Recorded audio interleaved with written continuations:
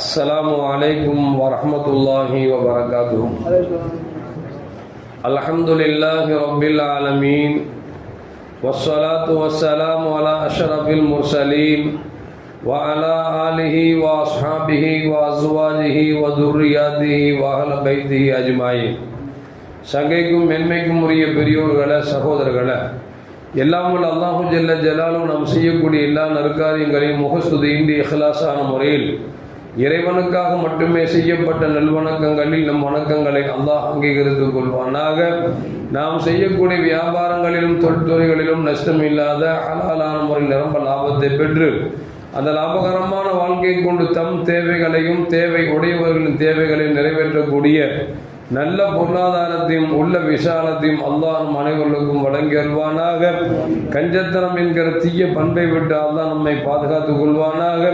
நம்மை இந்த உலகத்தில் வாழ வைக்கும் காலமெல்லாம் நோய் நொடி இன்றுடன் ஆரோக்கியத்தோடு அல்லாஹ் நம்மை வாழ செய்வானாக. அந்த ஆரோக்கியமான வாழ்க்கை கொண்டு அல்லாஹ் ரசூலை நெருங்கக்கூடிய அனைத்து நல்லவர்களையும் புரியக்கூடிய நல்ல முத்தகின்களின் கூட்டத்தில் அல்லாஹ் நம்மை ஆக்கி அருள்வானாக. திடீர் மரணங்களை விட்டும் தீய மரணங்களை விட்டும் நம்மையும் நம் குடும்பத்தையும் நம் சமூகத்தையும் அல்லாஹ் முழுமையான முறையில் பாதுகாத்துக் கொள்வானாக. மருத்துவமனையின் செலவினங்களை விட்டும் வேதனைகளை விட்டும் அல்லாஹ் நம்மை காத்தருள்வானாக. நம்மில் யாரெல்லாம் நோயால் பாதிக்கப்பட்டு வீடே கதி என்றும் ஆஸ்பத்திரியை கதி என்றும் அல்லல் பட்டும் அவதியுற்றும் இருக்கிறார்களோ அத்தனை மக்களுக்கும் வெகு விரைவில் நோயை போக்கியுடன் ஆரோக்கியத்தை வழங்குவதோடு அவர்களை கொண்டு அவர் குடும்பத்திற்கும் சமூகத்திற்கும் பலன் தரக்கூடிய மக்களாக ஆக்கி அருள்வானாக.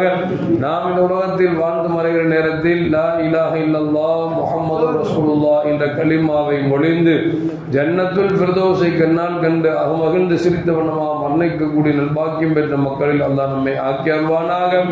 மரணித்தும் மரணிக்காத இறைநேசரின் கூட்டத்தில் அல்லாஹ் நம்மை ஆக்கி அருள்வானாக.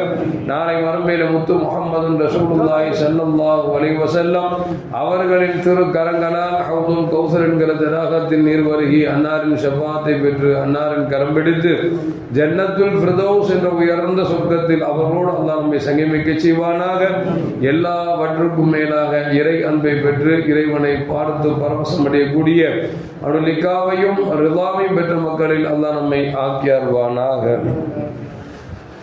அருமையான மோமின்களை, தனித்திருப்பது என்பது அல்லாஹ்விற்கு மட்டுமே சொந்தம். மனிதர்கள் தனித்திருப்பதை பெருமானார் ஸல்லல்லாஹு அலைஹி வஸல்லம் நமக்கு தடுத்திருக்கிறார்கள்.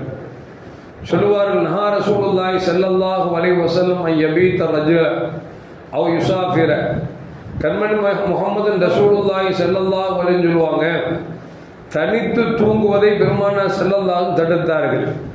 தனித்து பயணிப்பதை பெருமானார் ஸல்லல்லாஹு தடுத்தார்கள் என்று சொல்லி நமக்கு சஹாபாக்கள் ஹதீஸை சொல்லி தருகிறார்கள். தனித்து ஏன் படுக்கக்கூடாது, தனித்து ஏன் பயணிக்கக்கூடாது?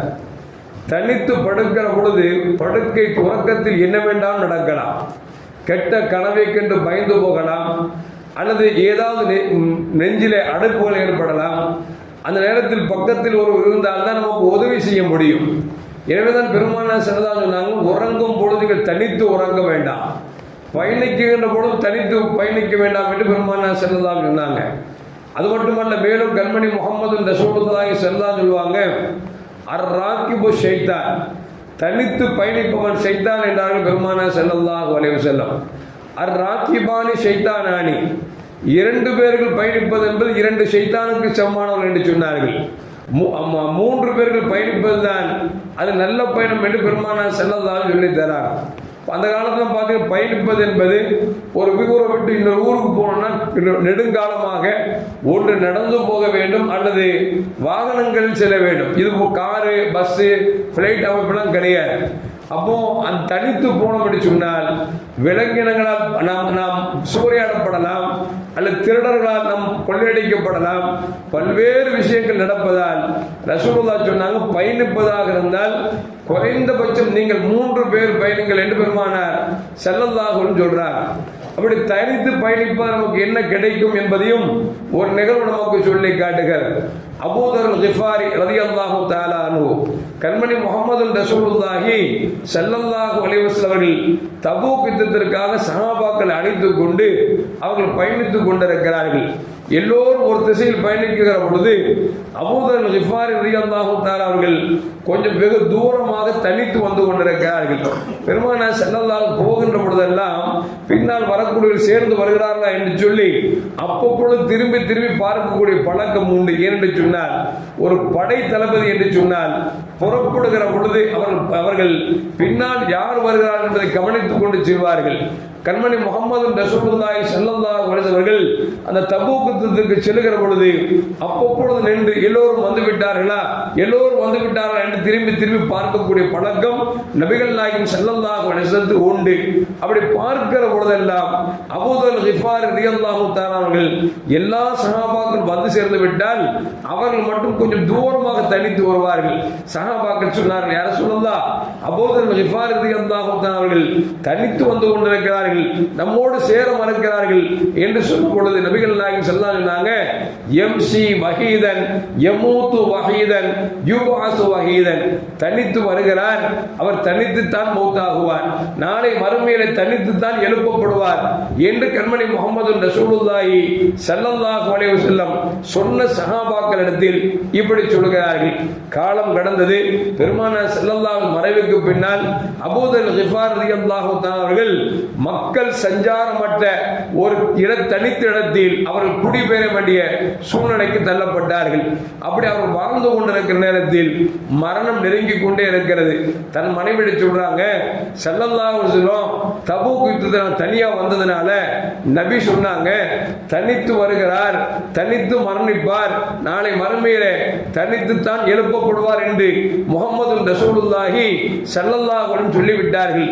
எனவே இப்போது ஆள் சஞ்சாரமற்ற இடத்தில் எனக்கு மரணம் இருக்கிறது, நான் ஒருவேளை மரணித்து விட்டேன் என்று சொன்னால் என்னை குளிப்பாட்டி கஃனிட்டு பாதையில் என்னை ஜனாசாவை வைத்து விடுங்கள், யாராவது ஒரு வருவார்கள், யார் என்று கேட்கிற பொழுது நபியின் தோழர் அபூதர் கிஃபாரி மரணித்திருக்கிறார் என்று மட்டும் சொல்லுங்கள் என்று சொல்லி தன் மனைவியிடத்தில் மரண நேரத்தில் சொல்லுகிறார்கள். மனைவிக்கு கையும் முடியல, காலும் ஓடல, ஏன்னா தனித்து மூத்தா போயிட்டா எப்படி தூக்கி அடக்கிறது ஒன்றும் புரியாம அது போன்று மரணம் நெருங்குகிறது. அவர் வஃபாத்தாகிறார். வஃபாத்தான் முடிந்தவுடன் அந்த அவருடைய மனைவி அவரை குளிப்பாட்டி கஃனிட்டு தெருவில் வைத்து விடுகிறார்கள். கூஃபா நகரத்தில் வியாபார கூட்டம் வருகிறது. அந்த வியாபார கூட்டத்தில் அப்துல்லா மசூத் ரலியல்லாஹு தஆலா வருகிறார்கள்.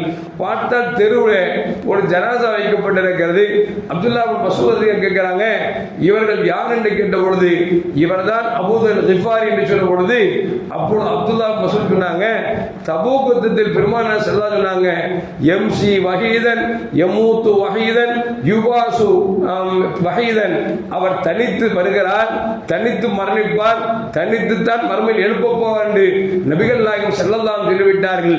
எனவே இவர் தனித்து மரணித்து கிடக்கிறார் என்று சொல்லிவிட்டு அப்துல்லா மசூத் ரலியல்லாஹு தஆலா அவர்கள் தன்னோடு வந்த பெரும் கூட்டம் கூஃபா நடந்து வந்த வியாபாரிகள் எல்லாம் சேர்ந்து அப்துல்லா மசூத் ரலியல்லாஹு தஆலா அவர்கள் அபூதர் கிஃபாரிக்கு தொழுகை வைத்து நல்லடக்கம் செய்தார்கள் என்று சொல்லி வரலாற்றில் வருகிறது.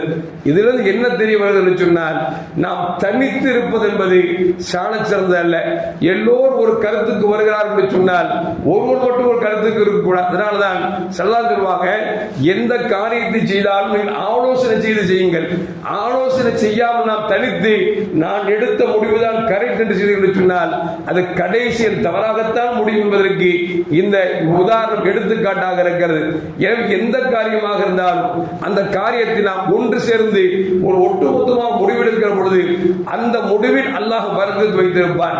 அதை விட்டுவிட்டு எல்லோரும் கருத்து ஒன்றாக இருக்கிற பொழுது நான் படித்தவன், நான் சொல்வதுதான் சரி, நான் பெரிய பதவியில் இருக்கிறேன் என்று சொல்லி முடிவு எடுத்தோம் என்று சொன்னால் அந்த முடிவு நல்லதாக இருந்தாலும் கூட தீயதாகத்தான் முடியும் என்பதை அபூதர் கிஃபாரி ரலியல்லாஹுடைய வாழ்க்கை வரலாறு நமக்கு சொல்லி காட்டுகிறது. எல்லாம் அல்லாஹ் ஜல்ல ஜலாலுஹு எல்லா கருத்துகளிலும் நாம் ஒற்றுமையோடு செயல்படக்கூடிய நல்ல மூமின்களின் கூட்டத்தில் அல்லாஹ் நம்மை ஆக்கி அருள்வானாக. அஸ்ஸலாமு அலைக்கும் வரஹ்மத்துல்லாஹி வபரகாத்துஹு. ஸல்லல்லாஹு அலா முஹம்மத் ஸல்லல்லாஹு அலைஹி வஸல்லம். ஸல்லல்லாஹு அலா முஹம்மத் ஸல்லல்லாஹு அலைஹி வஸல்லம். ஸல்லல்லாஹு அலா رب صل عليه وسلم